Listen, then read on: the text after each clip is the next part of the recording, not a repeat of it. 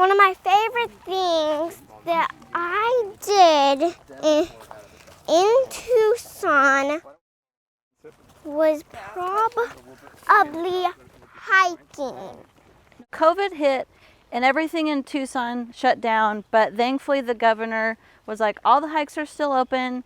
You guys can hike responsibly. Ooh, there's poison ivy. Hike responsibly.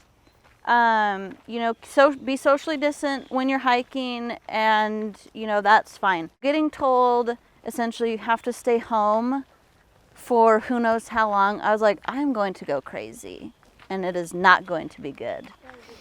And so, like I said, thankfully all the trails were still open, and we actually hadn't done very much hiking before all this because there were just too many other fun things to do, and we'd hike occasionally, but not very often. Tucson is kind of surrounded by mountains, all kinds of places to hike, and of varying distances too. So it wasn't like the only options were these epic hikes that the girls couldn't do. So we made a little hiking chart, and one side of it was we would log our hike. So we'd log the date, we would log what hike it was, we would log our favorite thing about the hike, and then the total mileage of the hike, and then our total mileage. And then on the other side was what our reward or treat was for every 10 miles. If sometimes it was just like ice cream, other times it was pizza. One time we, like the girl said, we did the trampoline park. So it varied in how big it was. The longest one we ever did was 6.5 miles. That was on my birthday. And the girls did awesome on that. And then we averaged about 10 miles a week.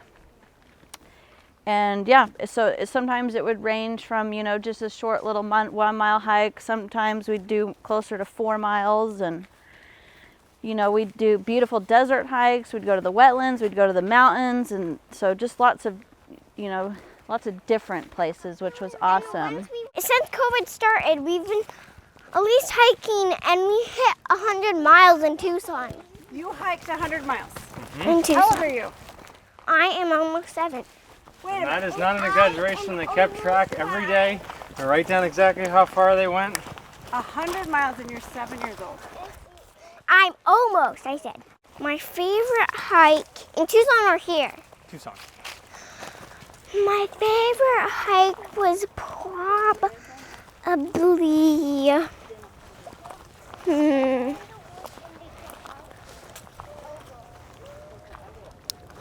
the Yetman Trail. One time I saw really pretty cool. Well, once in Tucson, we were hiking on Mount Lemon, and I gathered probably maybe 10 pine cones, and I fitted them all in my backpack. No way. 10 pine cones. Sierra, how old are you? How old are you, Steve? Almost 5. Almost 5. And you hiked 100 miles too? Yes. Did you see any cool animals when you were hiking? No, but I did see some cool flowers. Will you tell me about the flowers? My favorite one in Tucson is Perry's beard tongue. Perry's beard tongue was That's her mine. favorite flower. Harry's beard tongue. That's mine. So we ended up identifying over 75 types of wildflowers. So I made up this story with these 3 little characters going on this adventure looking for pinkaberries. Which is a berry that... And so it has yet to end. So anyway, every once in a while on the hike, if they're getting tired, then I start telling this story for a little bit, so that they can be distracted. Sierra, you tell them a little bit about the tuku story, and then I'll tell it. So you tell us a little bit about the tuku. Okay. What's a tuku? So, tuku is a little funny body swings. Pink and purple in the hunting fish flaggle who's a bird and glows in the dark, and tuku's pair is So speak clearly. he can blend in, and the snake's for Bobby. Speak clearly. Yeah, he can crawl in the air and shoot lightning out of his mouth. And when they saw a bear.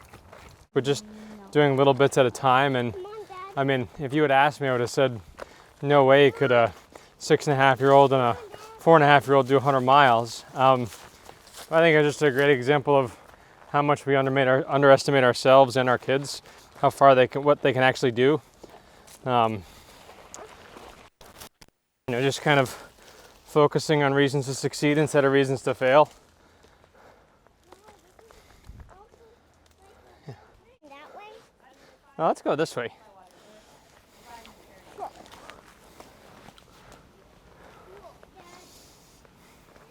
I would really stay on it. Yep, probably. Yep.